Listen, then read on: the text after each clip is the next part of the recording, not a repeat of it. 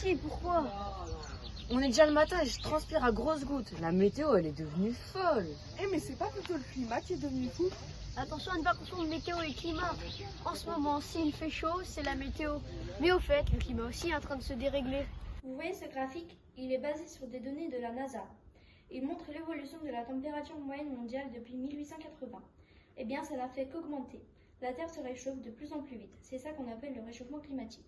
Oh là là, mais ça a vachement augmenté. Vers où on va? Tu connais pas les prévisions du GIEC? Viens voir.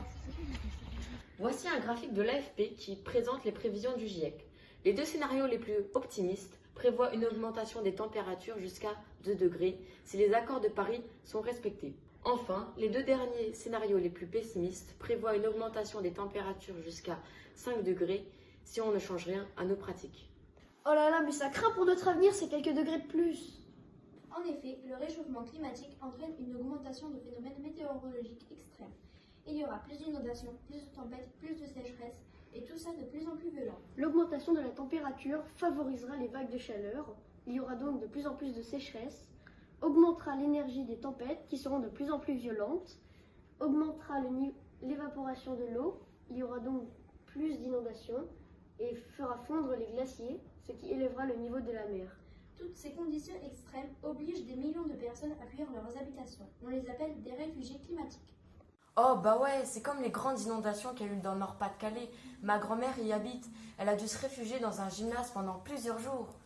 D'ailleurs, tu sais que le phénomène météorologique qui entraîne le plus de réfugiés climatiques ce sont justement les inondations. Regarde ce graphique, ça a touché 50,62%, soit 10 millions de personnes en 2018. En fait, les réfugiés climatiques, ce sont des personnes qui sont forcées de quitter leur lieu de vie temporairement de façon permanente à cause d'un changement climatique qui met en péril leur existence ou affecte sérieusement leurs conditions de vie. Ils doivent quitter leur ville ou leur pays car ils n'ont plus d'endroit où vivre. Comme nous l'explique François Gémen, en 2016, 25 millions de personnes ont été déplacées, soit une chaque seconde. Oh, mais je ne savais pas que c'était à ce point-là. Demande à Anaël, elle pourra t'en parler. Sa tante habite maintenant en Polynésie, à Papeete, car elle a dû fuir les îles Tuvalu au large de l'Australie à cause de la montée des eaux. Dis voir Anaël, c'est vrai que tu as de la famille en Polynésie et qu'ils font partie des réfugiés climatiques? Ah oui, c'est vrai. Ils ont été obligés de fuir les îles Tuvalu car ils avaient peur qu'elles soient submergées très prochainement. Le Bangladesh aussi est un pays très touché. Regarde, tout un article y est consacré dans ce numéro de GeoAdo. Hé, Jamie, quelles seront les zones les plus touchées?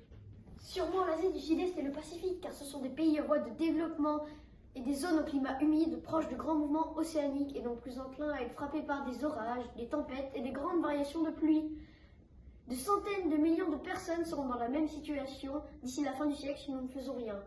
L'ONU prévoit quand même 250 millions de personnes d'ici 2050. Oh, mais ça fait beaucoup de monde.